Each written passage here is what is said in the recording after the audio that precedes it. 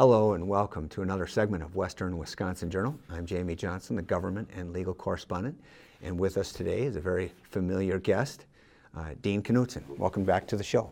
Well, thanks, Jamie. Good to be back. I say welcome back because you are by far my most frequent interviewee over the 12, 13, 14, whatever years it's been between Western Wisconsin and Power News, going back to your city council days, and you were mayor, terms as assembly, and now you have another position. We're here to talk about, right now you are the chair of the Wisconsin Elections Commission.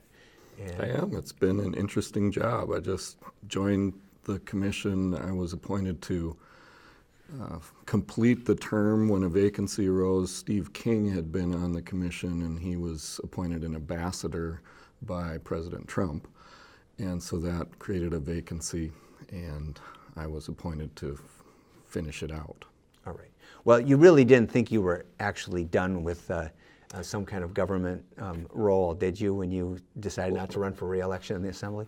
You know, I was familiar with this role because I had been very involved in writing the legislation that replaced the old Government Accountability Board with the new Elections Commission and Ethics Commission. And if you go into that history, we had the Elections Board and the Ethics Board in Wisconsin for many years, and then for around a decade there was a Government Accountability Board, which came under some fire. As you know, that was there was a lot of controversy. So the GAB was the acronym? The GAB was what it was generally called. And how did the GAB come into, well, why did it come into being? If you had ethics and elections separate to begin with, why were they merged, and then why did they separate back out? First, I'll tell you what I think the rationale and the support for it was, and then what some of the criticisms came to be. It came about as a bipartisan move to try what was a grand experiment, something that had never really been done before in any state.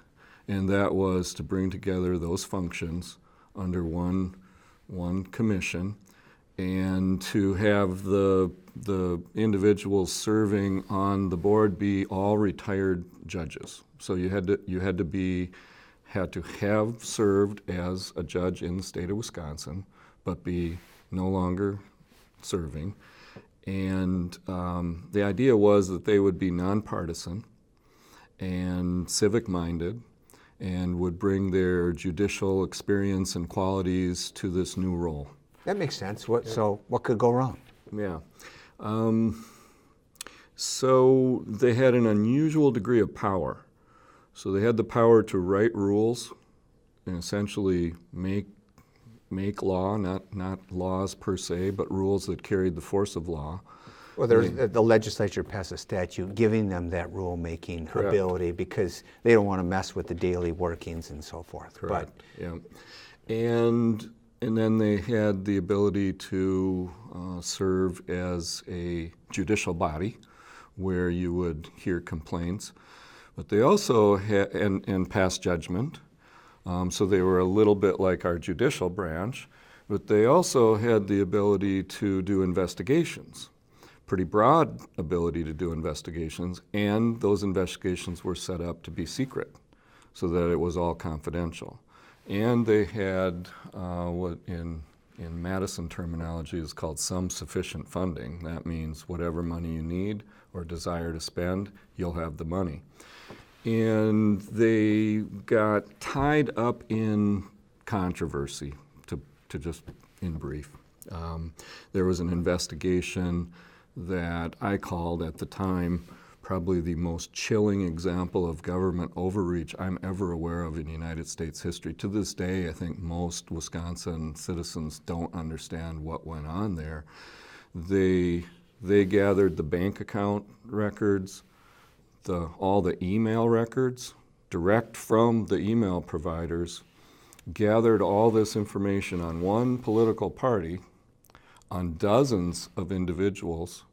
It constituted millions of emails, and then they created a database where they could search through there and look for a particular word, find all the people that had used that word or phrase in an email, and then see who those people had been talking to see whether they needed to investigate these people. Meanwhile, most of them did not know that they had their bank records and emails. So think about that. There's a government agency somewhere who has secretly taken all this. You don't know that they've got it. If you knew, you were sworn to secrecy. You could not tell anyone about it. You couldn't tell anyone. So in some cases they served subpoenas, and for example, in one case they came to the door and entered to do the search warrant. And there was a school-aged child there. Child was not allowed to call their parents. They were not allowed to talk with anyone. They were told, when you go to school, you can't tell anyone this happened, because it was all in secrecy. And it was all found to be unconstitutional. And in the end, in the political process, that meant the disbanding of the GAB. And we split it off again into an elections commission, where we're responsible at the elections commission for enforcing the election laws, chapters 5 through 10 and 12. And so that's a lot of laws on the books, and administering the elections. What's unique about it is that in Wisconsin, we've got locally run elections by local clerks at over 1,300 different municipalities. So every town, that clerk independently runs her election, but is supervised and guided in it by the Elections Commission. So when they have a question, they call the Elections Commission. And so that's a lot. That's every township, village, city, and correct. County. Correct, and county. And in some cases, school boards. Right. Where school districts, yes. Exactly, so the school district elections. At the time I joined, there hadn't been a lot in the news about election security.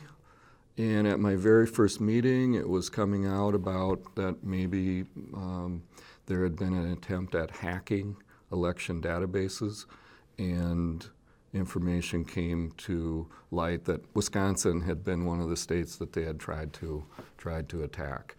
And that led to us spending most of that remaining 2017 and into 2016 hardening all our defenses even more. Just 2015 into 16, or 16 into 17 into 18? So the attempt what actually happened in Wisconsin happened in July of 2016. Okay. And our defenses stopped the probe. I would call it a probe. So there were hackers that the Department of Homeland Security has said they were Russian hackers. You have to have a higher security classification than I have to know the exact details of that, right. But they can tell that. And there would have been some time after the presidential primary in Wisconsin, but before the fall primaries, August primaries for Correct. The partisan offices. Correct. All right. And what happened is in the dark web there are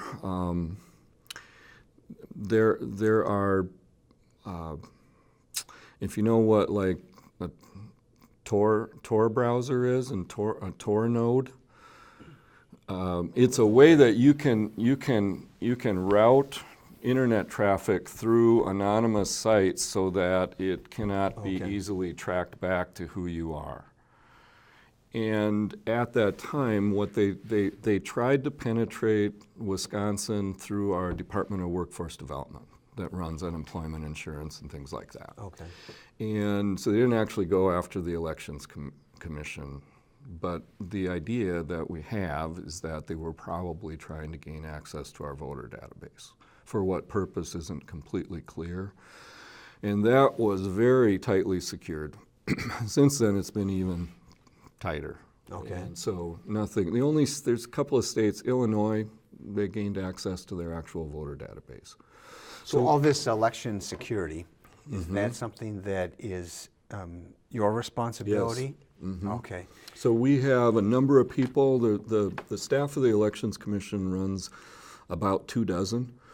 and a number of them are dedicated just to election security. But we also work closely with the state IT department, which calls the Department of Enterprise Technology. And they actually handle the virtual servers and the hardware. And so we're constantly interfacing with them. But the unique thing about it is we have our WISVote system, which is a centralized election management system that the clerks around the state use. This is where the voter information is. And so we had between 2,500 and 3,000 separate individual users that all had a username and a password to get at this treasure trove of information that we're so tightly guarding, trying to prevent from anyone who Right. doesn't, we don't want to have access to get access. And so we recognized that was a problem. One of our major initiatives before this election was to institute what's called multi-factor authentication. Most people have dealt with this when you deal with a bank or something. There's like a third piece of information that you need. Sometimes it's that you make a phone call and they text you back a number, or they call you back, or those kinds of systems. Or a thumbprint or something. Exactly. That had never been done anywhere in Wisconsin government before, and we set a goal of doing that and having it in place before the election, and we accomplished that goal. So we ended up buying what are called FIDO keys. It goes into the USB port of a computer. So now to get access as a user, let's say you're in Dunn County, and you want to get access to make changes to the voter database, now you need to have your username, your password, plus this individual unique key that's got a long encrypted number on it, so you've got to have that. And if you lose the key is worth nothing to anyone. But without that, you can't get in. So now it's much more secure, and that's only one thing that we did in the run-up to the election to enhance our security. We've been running tabletop exercises, and we've done such a good job developing that we've trained hundreds of clerks, and that's ongoing, where you come in and you just kind of play through in an imaginary scenario, how would you respond if we had information that there was some hacking attempt, or maybe that one of your workers had been hacked or something like that? How do you respond? So we've hardened things a lot since then. And I think the bottom line is that our election ran very, very smoothly this time. We had record turnout for a gubernatorial election. Presidentials are always a little higher, but for the midterm, this was the highest we'd ever had. Very few problems. We had some very tight races, but voters should have high confidence in the results of those races. Well, you took one of the questions that I was going to say. So as chair of the Wisconsin Election Commission, despite the closeness of a lot of these races, maybe less than one vote per precinct statewide, you're still very confident in the results.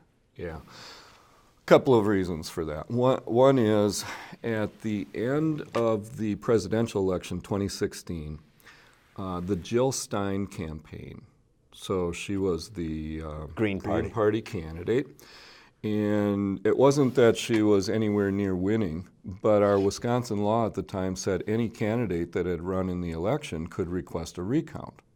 They just have to pay for it. And at the end of it, she chose to request a recount. And so that meant we had a statewide recount after the election. Again, it was close, but it wasn't that close. And a recount requested by somebody who got 2% of the vote. Which was an interesting phenomenon. It later came to light that there was another unique section of our Wisconsin law that said that anyone who requested a recount can also seek to get the code from our electronic voting machines. The internal software code that runs the machine, the kind of the behind-the-scenes thing that nobody generally gets to see. Right. And so that's another story that we could talk about, but there's ongoing litigation about that. To date, they haven't been granted access because the voting machine companies, the vendors, Proprietary information. Very, very proprietary information that they care, intensely about not having it get into the wrong hands or be put to some wrong use. And so that has been litigation. But to the point of why you should trust the results, that statewide election found very few mistakes. They were human errors. We did not find mistakes with our systems, our processes, our machines, so we're very confident in that. But both the federal elections authorities and other elections experts have been recommending that we, as a best practice, states, counties, should engage in post-election audits. We've always done a little bit in Wisconsin. We've had a very small voting machine audit that was done after the fact. So after the results are certified, over the ensuing weeks and months, they were required to go back and run some ballots through those machines again and just make sure they were working right. Okay. This time we decided to do a couple of things. We greatly increased the number of those so that this time that happened on 5% of the machines statewide. Okay. Every county had some. They were randomly selected. So in St. Croix County, I know Roberts was doing one and some other municipalities. So that's just, it's like a mini recount every single time. And we think, and that came out, it showed controlled votes, so they know beforehand what ballots are being put in and what the total it's the exact ballots that were counted on election day. Okay. And they're essentially doing a small, randomly sampled recount to make sure that the machines operated the way they were supposed to operate. Consistent then. Here's the beauty of it, having it be randomly selected. If you were a hacker, you're never going to know whether that one's going to get checked or not. Right. And so by doing it randomly, you would have to say, well, I don't want to waste my time hacking in and trying to change some results, which would be very, very, if not impossible, but it would be very, very difficult to do anyway. But when you look at now, there's some new rules. You have to be within 1%. If you're if the loser is behind by 0.25% or less, then they don't have to pay for the recount. But now you have to have a close race to do a recount because it was a lot of work. It's not really about the money. I mean, the Jill Stein recount was a lot of work for clerks. We talk about the codes being hacked and whatnot, but how about just machines that maybe not are hacked, but after they're tested, but before they're used? I don't know the timing on that, but you hear these stories, and I hear each of the last couple times, whether it was 2016 when we had a close presidential, and now we had a close gubernatorial and attorney general, that people put the ballot in and it registered the name for somebody they didn't vote for. I don't know what they're talking about, number one, because the county machines that we use in the town of Hudson, it doesn't flash anywhere what your vote is. You don't know. You don't get anything saying you voted for these different offices. So why is that? Just somebody trying to stir the pot, or? In Wisconsin, every machine in use, all the different styles, and we allow the local jurisdictions, the local municipalities get to choose and buy their own machines, but they have to be from a list that's been federally authorized, and then the state does testing. But there's a variety. There's like 10 different machines in use. They all in Wisconsin create a paper record. This is something that comes up because there are a few states out there where they're using an electronic touchscreen that doesn't create a paper, so it doesn't leave you a piece of paper to do the recount. Ours all do that. So there is a piece of paper. If you really didn't, it is creating a strip. Like out the back of the machine, you may not see that. Like most of our machines in use in our area are probably optical scan machines. Right. You're using a pen or pencil, a marker to fill in an oval, let's Yeah, say. don't go outside the oval and all that. Yeah, and then you run that thing through an optical scan machine, and if you looked at it, spitting out the back of that machine is actually showing what it read and what your vote was for that individual voter. You had a number. You know, a lot of us have seen, hey, I'm number 119, and your ballot had a number, Right. and on the tape, it's gonna record that number. So that was all, you know, it is locked down. The other key thing I always like to say is our machines are not allowed to be connected to the internet. So that makes a very distributed system. There's no one place you could hack in and you could get at all the machines. Okay. If you hacked into the town of Hudson, which I don't know how you'd do it, but I'm not going to say it's impossible, because it's not as simple as internet in from Russia, because they're not allowed to be on the internet. But if you did get into the town of Hudson where Jamie votes, there's probably 5 machines there, or 10 machines, or whatever they have. Yeah, probably 10. Yeah. Probably 10. And at the end of this, they have to go through a canvas process and a certification process that it just would be very, very difficult to do, and it would be very limited. So if you learned how to do it there, if you were going to try to do it down the road at the next place, you have a new set of administration, oftentimes different machines, you know, they're running things differently. So that same secret that you somehow learned wouldn't work down there. So that's the beauty of our distributed kind of, When I say machines, independent. I think that actually you mark it by hand, Yes. and then it optical scans. They just have the one scanner. I think everybody puts it through the same scanner. Through that scanner. Right. You're right. But there are places where I've done some election monitoring in Eau Claire where you got the option of pushing the buttons and Okay. not getting a paper ballot. Well, every polling place is required to meet accessibility standards for handicapped accessibility and those that are disabled, and so there's a variety of things there. If you were blind, we need to be able to make accommodations for that, and Right. so on. And so it is very common for that to be done through a touch screen. And in some locations, the touch screen is encouraged to be used by other voters. Right. So, and that has, they're up in western Wisconsin, there was a little problem with that.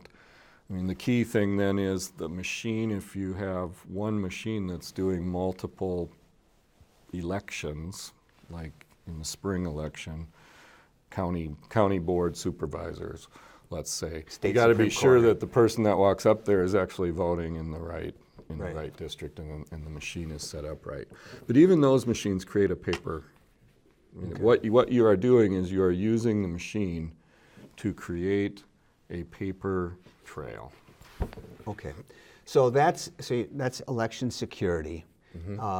But what about as far as confidence on the outcome with regard to voter confusion? Because the epitome that anybody over, the age of 30 remembers 2000 and the butterfly ballot, and how the design was allowed to vary from county to county, and you had, I think it was Broward, but it was one of the southern Florida districts counties that had a ballot where it was bit off center, and so it wasn't real clear that the oval or the thing that you were pushing through went for the person, and some had punch outs and others had arrows and so forth. There was just great diversity. So how do we get away from that in Wisconsin that allows you to have the confidence you do? At our meeting this week, we did a couple of our duties. One was to officially certify all the totals statewide from all the races, all the assembly and state senate races, the statewide races, senator, and so on. And so that was kind of interesting because I got to sign off on the Because you're the chair. Yes, as the chair. So that was one duty. Another duty is we authorize the ballot design, and there are about 6 for the spring election. Okay. So we've got our nonpartisan elections coming up, and the commission does a standard ballot design that is to be used. Because the local clerks have independent authority over how they run their election, we can't completely force the use, but we highly encourage the use, and these standard ballot designs are used in Wisconsin pretty much everywhere. If you chose to do something different than that and there was a problem, it would make that clerk would really be on the hot seat because there would be no reason to do it. And these are tried and true ballot designs. When there's going to be a major change to it, it gets intense scrutiny and a months long going over before a change happens to it. Okay. So, and it's designed to be clear. The last time there was a major controversy over it, it had to do with the separation of the candidates of the various parties, and was it completely clear that this group were the Republicans and this group were the Democrats and so on. And it can be quite controversial. And we're not immune to that controversy just because we do it statewide. But we're more immune to the idea that, boy, there was really a snafu that happened, in a particular county. So, you may not know that I moved to Hudson in 1989 from Broward County. Okay. So I voted in the 1988 presidential election in Broward County. Left there, and now everyone's heard about elections in Broward County since then. Right. So you're moving up in the world. So, okay, you mentioned meeting this week. Where do you meet?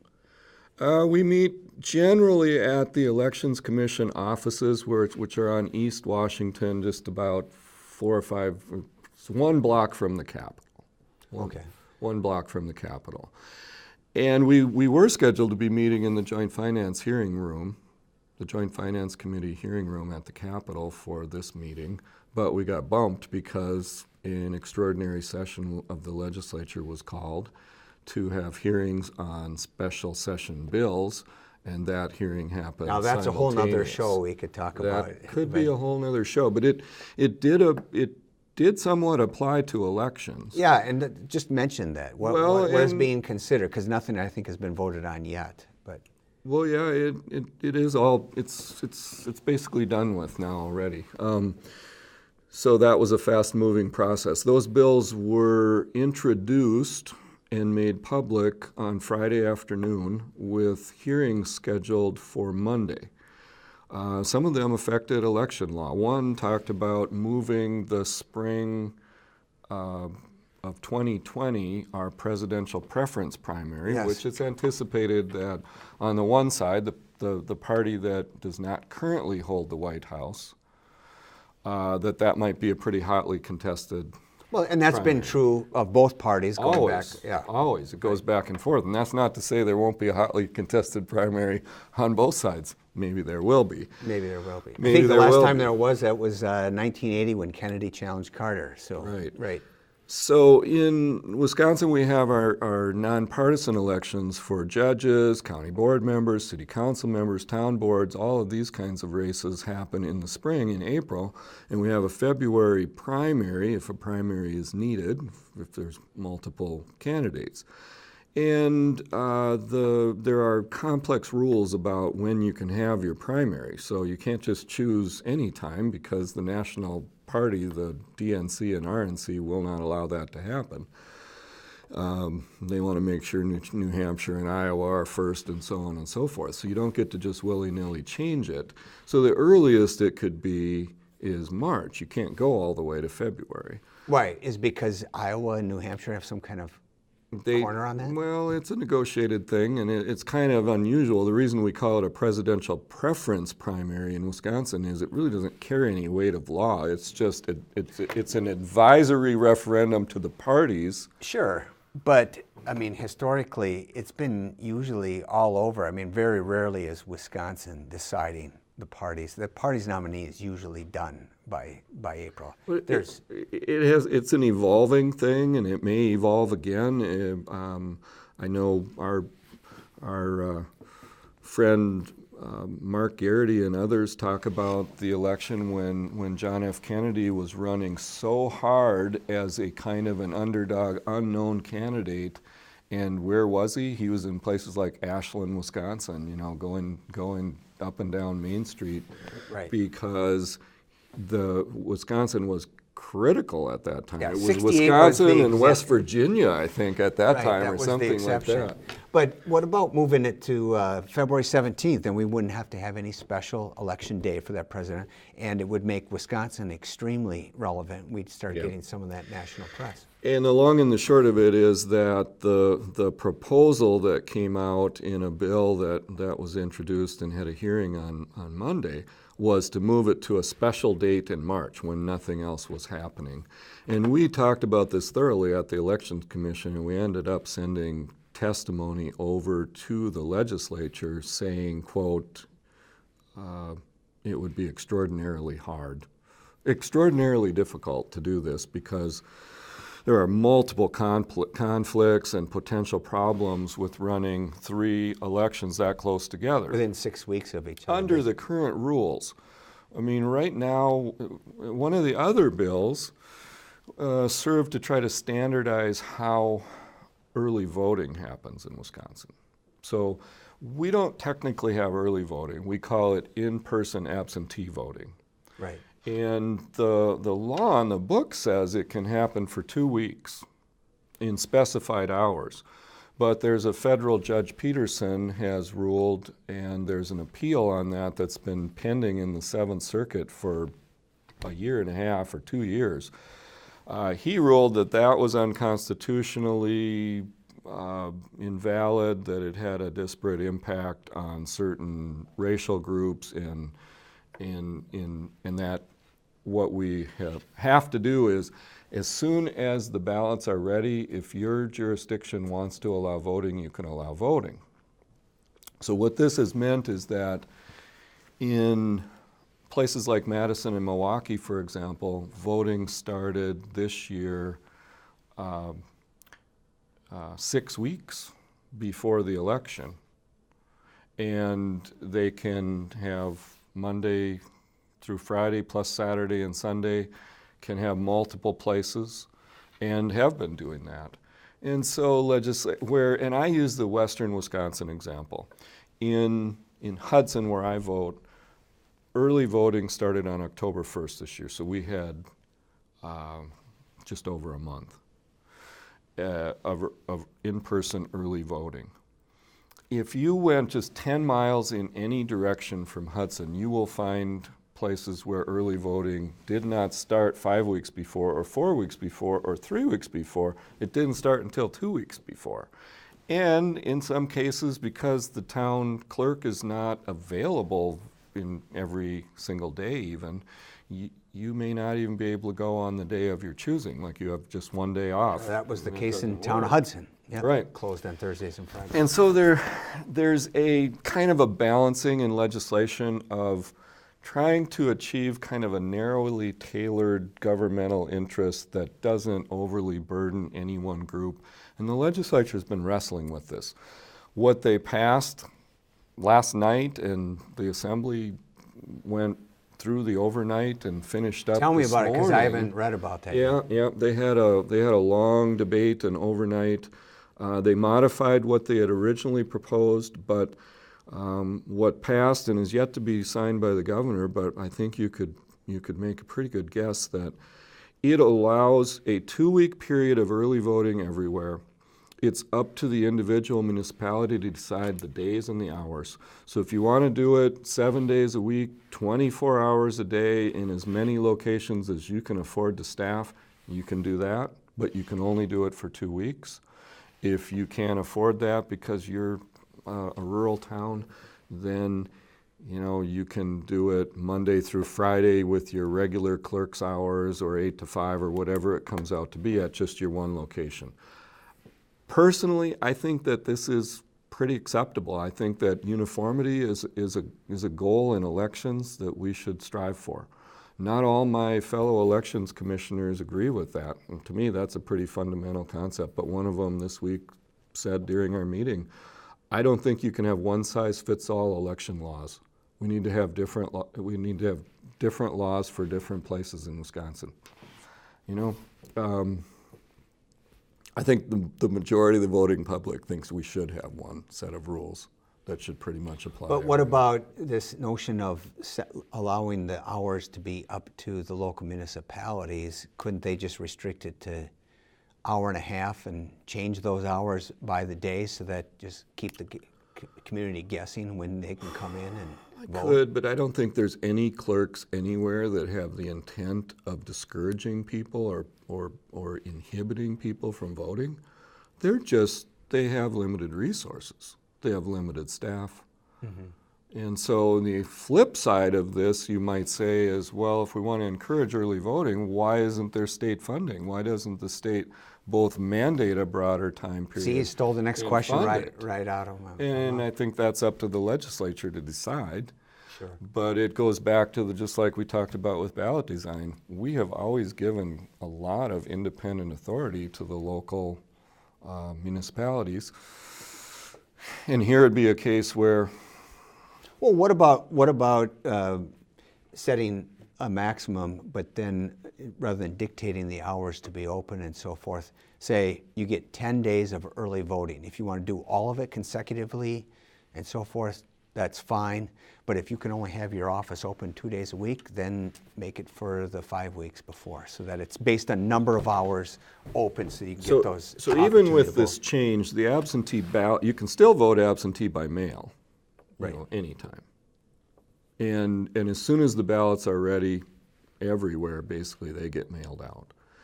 And so, but to tell you the specific example that the judge sort of based his ruling on was that it's a pretty common practice in certain communities, oftentimes church, the congregation at the end of church, they'll have a kind of essentially a voter drive. And they'll say, hey, we've got transportation available to you. There's a voting location over here. If you'd like to go vote after church, we're going to be taking, in some cases they have buses, other cases they have just other, community, other church members will drive, but we're going down to vote. So they'll do that on Sunday morning. The original bill that was introduced this week restricted, so it was Monday through Saturday. And there was a lot of hue and cry about that, saying, we're going to be back challenging you in court again because you are specifically restricting us from doing what we've been doing for years. So we find this is a very effective way to get more people to vote. Now, I don't think that happens very much in western Wisconsin. I'm not really aware of that happening. But in Milwaukee in particular, that has become a very popular way to increase the turnout, is to do that. So that needs to happen on either, if church service is on Saturday or Sunday, then that happens on Saturday. And it isn't only church. There are other groups that do that same kind of a thing. So any other changes? There's codification of our overseas voting rules. We were out of compliance. We'd been sued by the federal government and said, look, you can't do this the way you've been doing it. So now we have to, so essentially we had already agreed to do it and done it this way for several elections. But that was cleaned up in the bill. That was codified. Which is what? It allows some time for mail-in? Is that more time for mail-in? It allows you to get the ballot electronically. Okay. And then you can send it back. If you don't have time to do that, in federal elections, there's a standard overseas absentee voter ballot that you can get. That's the standard nationwide, and you have to be allowed to use that one.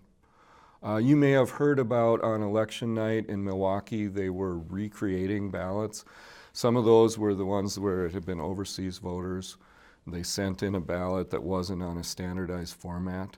And so in those cases, and this happens everywhere to a certain extent, if the ballot doesn't come back in a form that can go through the electronic scanner, then you have a group that sits there and very carefully recreates it by drawing the bubbles over onto a standard It's always ballot. like two people, the one looking over the shoulder. They document carefully what they're doing, but it's a little bit of a laborious process. Yeah, there were a few other changes. Before I forget, we didn't close the loop on the presidential primary. What was decided? Is it moved or is it staying in April? Staying the same, staying in April. Okay. It died in committee. All right.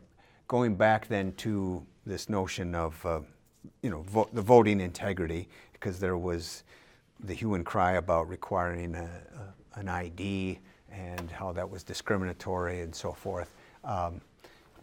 Those of us that have valid driver's license say, what's the big deal? Just pull out your license. Yeah. But how was that impacted in 2018, and any improvements that can be made there as far as people being turned away and number of provisional ballots being cast? The number of provisional ballots has been shrinking. Statewide, that was down to around 1,500 or something, which sounds like a high number, but it's really a pretty low number. And fewer because as time goes on, I think there's a greater awareness of what you need at the polls. It's possible to just forget your ID, in which case, you have it, but you didn't bring it with you. In which case you're allowed to cast that provisional, and then you have several days to come in and show it, and then your ballot is counted. I think the voter ID law is actually working pretty good now. It's smoother and smoother with each election. Partly that's the education process. And we should point out, it is not restricted to driver's licenses. Oh no, there's a whole list of, it has to be issued by a government. It has to have a issue date, expiration date. It has to have your photo, your name. What was the deal with using UW-IDs? Yeah, that has been subject to some change. And that's another one before I forget. There was a number of election cleanup items, but one is the original voter ID law didn't even mention technical college IDs. So we've been operating on an administrative rule that said we'll treat technical college IDs just like other college IDs. And so that was now the law conforms with the practice. That'll be in, yes, exactly. And there were a few others like that. The deal with the college ID was twofold. I have two kids that graduated from UW-Madison. They both have a college ID. It didn't have any expiration date. They still look young. They could walk up with that college ID practically anywhere in the United States and say, I'm a college student now. I don't know that happens, but I'm just saying that's how it was for years, that it did not have any kind of a date on it. And so the challenge is then if you're going to allow voting using that ID to identify you, it doesn't really conform with the law that required that they have a date. The other problem that arose was the requirement that it have your name and your photo. Now that seems pretty basic, but a number of colleges had a unified key card that had the magnetic strip encoding, and that let you into your dorm outer building. It let you into your actual dorm room. And the concern was that if there's too much information on that, now somebody actually finds your ID, that they can, it's sort of like finding your ID and your house keys all in one. And so there was great concern among some of the campuses about doing that, and that was worked out. I think it's working pretty well. Okay. And remember, anyone can go get a free state ID.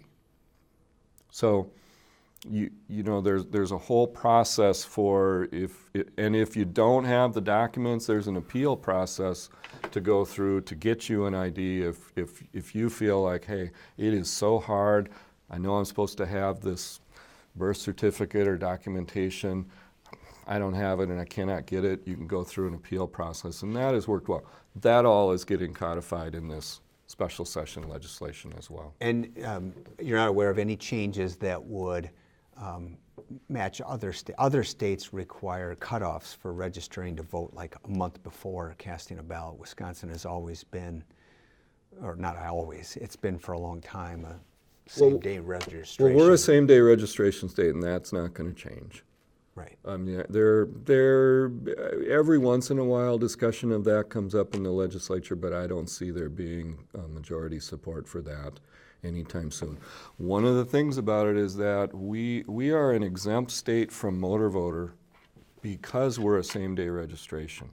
Okay. So motor voter was a federal law that said you have to get registered when you get your driver's license. Right. You have to automatically get registered. So in many states, that's how it is. We're exempt from that because we're a same-day registration state. Okay, there's registering to vote, and then there's another thing that's happening in other states is purging of rolls, so that people who just voted in the last election, they go and all of a sudden their name is not there. Now, and great variety in that enforcement. There's others, because to me it kind of makes sense that if you haven't voted in 4 presidential 16 years, right, they ought to be purging those periodically. Right. But is there what is the law in Wisconsin? Sure. And any movement to change that? There have been some changes. We instituted some changes just in recent years. So for example, we have long had a law that says that if you haven't voted in 4 years, that you will get a mailing that says you haven't voted for a while. Do you still live here? Your voter registration is going to be inactivated unless you respond to this postcard. And there's nothing new about that. That's happened for a long time. And well, when you say 4 years, if 1 year in 2016 election was on November 5th, and then in 2020 it's on November 7th, right, are you going to be taken off the rolls because even though you voted in the last presidential election, it's 2 days beyond the 4 years? Or is there like 4 years and a month so that you don't fall into that discrepancy with the date? Do you know? I don't honestly know the answer to that. I can tell you're an attorney because you immediately see it. But look for the loophole. But you get what it is a law, and you can kind of see the point of it. And I think it's worked pretty well. So to give you an example,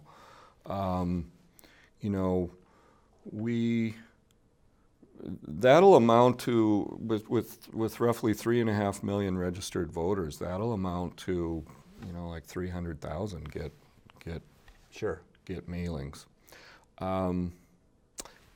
Couple things that were new this time. Or at least, because if turnout goes in off presidential years down to 70% or 65%, whatever it is, mm-hmm, and then in presidential year it goes up to 75, 80, mm-hmm, that's you're gonna have people that don't necessarily vote in that time. Right. We joined the the acronym is ERIC, E-R-I-C. It's a multi-state, interstate exchange of information that around 30 states are members of it.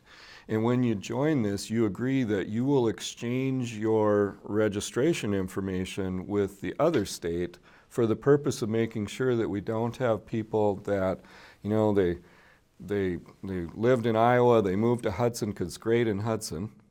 Everyone should move to Hudson. That's right. But somehow their registration in Iowa never got canceled because, for example, that in the past there wasn't any communication about that. Your registration in Minnesota would stay active for a long time. And then this brings up the question of, well, could you accidentally vote in both places by forgetting or something, your absentee ballot? And I'm sorry I'm laughing, but yeah. But I mean, in that 2000 Florida election that led to all the New York Times did an investigation. They found more than 1,000, I believe it might be 2,000 voters that had voted just in New York State and in Florida State that year. And these were snowbirds that had both places. Sure. There was absolutely no exchange of information, so it's completely honor system. In other words, there was no official cross-checking going on. This was a newspaper who did it as an investigative team report to look and do a match of the voter rolls and said, look at what happened here. So it isn't that never happens. Anyway, so we joined ERIC, and part of joining ERIC wasn't just that we do that database match with the registration rolls of other states. Two other things. They require that you send a postcard to everybody that you know of in your state that's an eligible voter that hasn't yet registered. So this was about 400,000 people that we found in Wisconsin that had a driver's license, for example, Right. or a hunting license or whatever, but we couldn't find them on the voter rolls. We specifically sent them a postcard that said, look, this is so easy, you can register online, go to this website, you can register by mail, call this number, someone will help you walk you through it. And I think that's a good thing. The other is that... What kind of response was there? Was it 25%? I can't Okay. answer that. I don't know the number.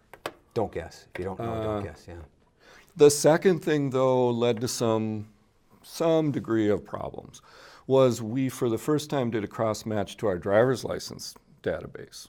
Now, remember, we're one of the few states that are exempt from motor voter registration. Right. So for some years since the Help America Vote Act, which was like maybe 12 years ago, new registered people, there's kind of a semi-match to other databases, but we had never done a cross-match of all our voter registrants to all our driver's license holders. And we did that for the first time. This was part of joining ERIC.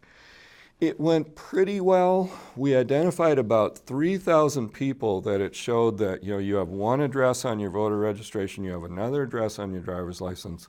What's up? So they got a postcard saying, you didn't match. Your voter registration is going to be inactivated unless you respond to this postcard. And like a lot of people, they got the postcard and they didn't respond to it. They didn't notice it. They didn't think about it. They came to vote in the spring election this last spring, and they discovered when they got there that their registration had been inactivated. And so... what's the fix to that? Well, we did a couple of things. One is we've figured out since then that there were a number of reasons why they didn't match. In some cases, the apartment number or some small detail on their address, it was different on their driver's license than their registration, so that led to it looked like you moved down the hall or something. Mm-hmm. In some cases, they were registering a vehicle at another address. Seemed to happen more in the counties that have a wheel tax. It costs more to register a vehicle in Milwaukee because they have a wheel tax than it does if you registered at your lake cabin or some other place. Right. In some cases, your car insurance might be a little different if you registered a vehicle somewhere else, so there's a variety of reasons that might have happened. In some cases, it may have just been a naming convention thing. Like, for example, I used the famous basketball Shaquille O'Neal. Now, everybody knows that name, but not everybody has ever thought about how to spell it. And it has two L's in the first name, so just if you get one of those wrong on your driver's license registration, you may have failed that cross-match. And we're one of the few states that had never done a complete cross-match, and it had a few hiccups. So what we did then at this next election was we had a second voter list that was all those people that had failed that. So when you arrived, if they said, hey, you're not a registered voter here right now, and you said, you got to be crazy, I've been voting here for years, right. They could look on that other list and say, well, you were on this, we're going to need to have you just show us, or you got to certify in writing that you haven't moved. Can you just show us what went on here, because your registration is different than what came up on your driver's license. So did you move or didn't you move? And so far, there's fewer and fewer of those. We think maybe around 1,000, maybe between 1,000 and 2,000 people ran into that this time. So we've got the cleanest voter registration rolls we've ever had. Because I think everybody wants those to be clean and accurate. But, I think as part of your question, you talked about, well, in some states it seems as though that was done in a way to disenfranchise someone. And I can tell you there was none of that in Wisconsin. I don't think anyone was disenfranchised. I mean, there was a woman in Dane County who made quite a stink about it back at that February election. When it actually came down to it, it had come down to an error between her and the clerk's office at some point, because there was a lot of investigation. Human of error that ends one. up being So there can always be human error. I was thinking, as you were using these examples of the cross match, somebody with Wisconsin driver's license, and because the DOT went to, I think it's now 8-year licenses, people don't want to pay to get another $24 just because maybe you're a renter and you move down the street, still voting in the same precinct or whatever. And then you renew your lease there. So now you're into year 3 on your license, year 2 on your lease, but your address is not matching up, with where you registered. This is a common question. So I'm not I don't deal with this all the time, but I think I can answer the question. So there's proof of residency and there's proof of identity. There's lots of ways you can prove where you live. And when you move, you do need to change your registration.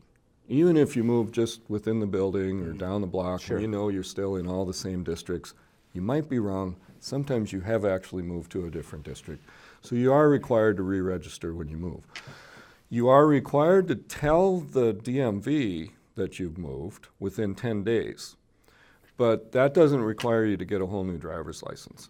They just send you out a little slip of paper that says, we recognize that your address is different than... Right.